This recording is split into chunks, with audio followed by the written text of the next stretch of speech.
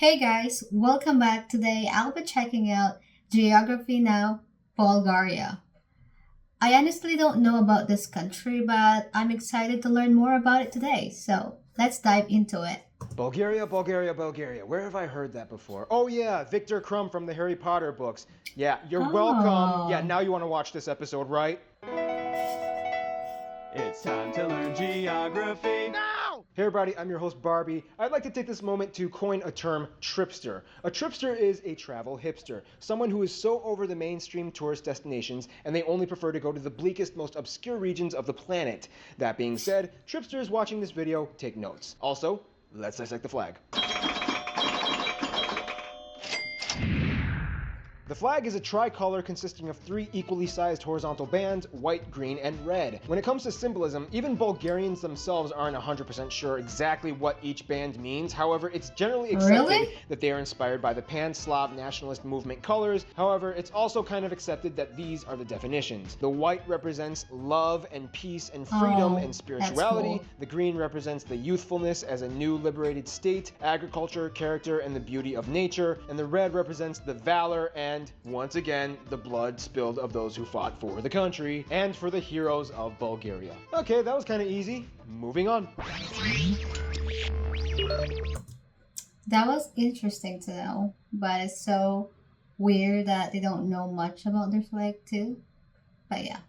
Very few people actually know where Bulgaria is on a map, but when you look at it, you'll kind of realize that its position is kind of important to the entire continent of Europe. First of all, Bulgaria is located on the eastern part of the Balkan Peninsula, bordered by 5 other countries and the Black Sea to the east. Since Bulgaria is Europe's Oh, closest point to Turkey, it's kind of seen as like the crossroads between Europe and Asia. The capital is Sofia, located in the west, and the country is divided into 28 provinces, and the capital Sofia acts as its own province as well. Sofia has a wonderfully unique ambiance as a city that still retains its residue shavings from the former Soviet identity, but with a modern westernized democratic appeal that exudes through the billboards and media. About 80% of the border with Romania rests on the mighty Danube River, and the borders with Serbia, Macedonia, or the former Yugoslav Republic ooh. of Macedonia, and Greece rest on the mountains and hills like the Balkan Range, the Pirin Range, and the Rhodope Range. Bulgaria is very lucky because in addition to having a nice geological mountainous shell to encapsulate the eastern side, they have a wonderful Black Sea to the east, which has played a heavily influential role in the development of the Bulgarian nation. The coast is classified as a humid subtropical climate zone with an abundance of pristine golden beaches, the most popular ones off the coast Wow. of Varna and Burgas. In the Black Sea, Bulgaria owns 5 small islands and islets, each named after a saint and each with a unique charm and backstory. For example, St. Thomas Island is one of the only places in all of Oh, Bulgaria where cacti grow. St. Ivan Island, which supposedly has the remains of John the Baptist from the Bible, and St. Anastasia Island, which had a jail that prisoners escaped from long ago. Bulgaria's land comprises of a lot of ooh. history, to say the very least. In the south, by the Gorna Krepost, you have the Perperikon, the Thracian city ruins of the strange ancient culture of the Thracians. In Kazanluk, you have the Thracian tomb of Kazanlak. Yeah, the ancient culture of Thrace had kind of a lot to do with this area. Nobody quite exactly knows what the downfall of the Thracians were, but reading into historical accounts on how they acted on a regular basis, it's not that hard to speculate on a few probable theories. We're sociopaths. Yes, you are, Thrace.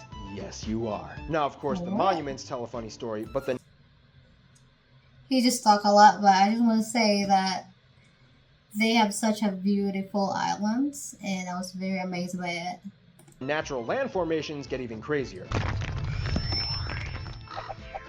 The Bulgarians have a saying: when God divided up the nations amongst the people, the Bulgarians were late, so instead God gave them a piece of heaven. Now, whether or not you agree or Aww. disagree with that, you can't deny the fact that Bulgaria does have some pretty nice grounds. First of all, the country is divided into 2 general topographical areas: the mountainous east with the Balkan, Rila, and Rhodope ranges, and the low-lying flatter Danube Valley and the Gorno-Trakiska lowlands, in which multiple rivers and lakes can be found, in addition to the majority of Oh, agriculture plots and grazeland for livestock. Speaking of which, if there's one thing that Bulgarians are proud of, and I'm not even joking, every single Bulgarian I talk to has mentioned this, it would be their unique yogurt. Now, a lot of countries make great yogurt, and people will tell you that yummy. the Balkans was actually the birthplace of yogurt. However, Bulgaria is the only place Dang, I would go there just to try the yogurt.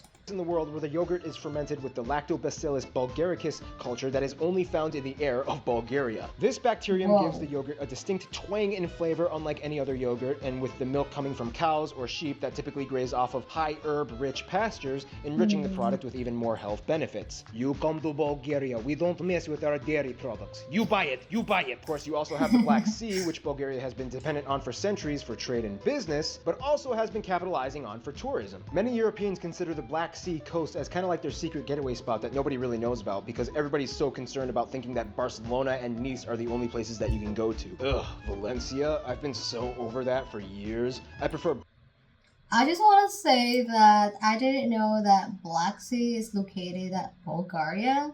I'm glad I'm watching this video because I'm learning. Burgas. Of course, you've probably never heard of that. Now, here's the cool thing. Because of natural borders by mountains, in conjunction with wind and weather patterns and water flow, Bulgaria is home to a wide variety of entertainingly strange natural landmarks, such as the Belogradchik eroded rock cliffs, the stone mushrooms of Beliplast, the Popti Oh, those stone mushrooms are so cool. It's like man-made. Kamani stones. Is it? Also keep in mind the Popti Kamani area, in addition to the Tabernas region of Spain, is one of the only two naturally occurring deserts in all of Europe. And then we get to something that Bulgaria is definitely not in short supply of: caves and waterfalls. We reach places like the Devil's Throat Cave with the world's highest underground waterfall, the Devetashka Cave with holes in its ceiling, the Eyes of God Cave in Prohodna. In fact, Bulgaria has over 4,500 charted caves in its entire country. Also keep in mind Oh my god, that is so much. 4,500. How many have you guys been if you've been to Bulgaria or if you live in Bulgaria? That's so cool. I want to go hike and go into those. Can you even like visit it, like all of them? Or there's just some that people are not allowed to visit?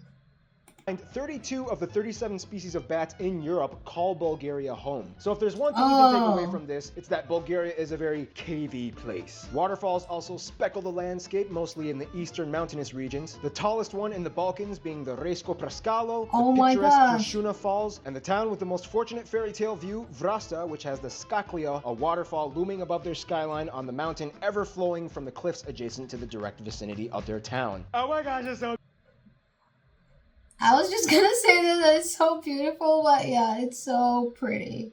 I'm so mesmerized by it. beautiful. I just can't even.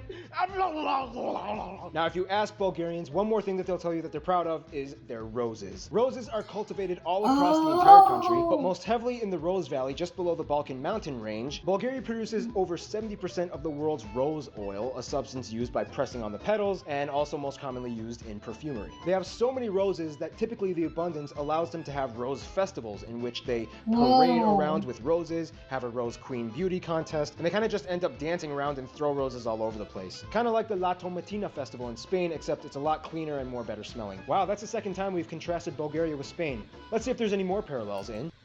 That's so cool. 70% is so much. And another thing that I've learned today. Now, Bulgarians may be Slavic, well, kind of, we'll explain more about that in a bit, but they definitely have their own Bulgarian way of doing things. Bulgaria has a population of about 7.5 million people, most of whom identify as ethnically Bulgarian, at about 85%, 9% of the population being Turks, about 5% are Roma, commonly referred to as Gypsies, making Bulgaria the country with the third highest Gypsy population, and the remainder of the country coming from other nationalities. Now, here's the sad thing. Since the fall of the Soviet Union, Bulgaria has one of the highest population declines in the world. They used to have around 9 million. Yeah, that's a lot of people. That's a really big population. And how big is Bulgaria? People back in 1990, but since then the emigration and death rate has surged past the population growth rate, and since then Bulgaria has seen a rather alarming population decline in the past few decades. This all had to do partially with company privatization and the social structure investments going completely out of whack after independence from the former Soviet Union. Statistics project that about 60,000 people leave Bulgaria every year, and in 2012, 24 towns were completely wiped off the map as they were completely abandoned, and about 170 towns are on the verge of extinction. The good news news though is that this makes Bulgaria one of the perfect places for cheap shopping, real estate, business, and cheap vacation getaways. In fact, since recently joining the EU and Really? NATO, which has by the way caused a lot of controversy, Bulgaria has seen a completely unprecedented level of tourism and business booming. Yeah, economic nerds, Bulgaria is the kind of place where you might want to consider pulling a Warren Buffett. I'm just saying. Ethnic Bulgarian people will tell you that they have roots from the Bulgar tribes, which nomadically came from the eastern regions of Eurasia, as far speculated as the Central Asian regions, until they eventually settled down into what is now known as modern Ukraine. Eventually they came down and mixed in with the Slavs and formed Bulgaria. So technically, a lot of people in Bulgaria could have Central Asian roots, and considering how far the Huns extended their reaches, that's not completely out of the question. Culture-wise, Bulgaria is proud to proclaim itself as the birthplace of the Cyrillic alphabet, used by over 250 million people in Eastern Europe and Central Asia, extending as far as Mongolia. Oh, and one more thing, just like we talked about in an earlier video, like some regions in Albania, Bulgaria is one of the only few places in the world where people shake their head to say yes and nod their heads to say no. Now let's talk about the people Bulgaria interacts with. Is that for real? That's weird.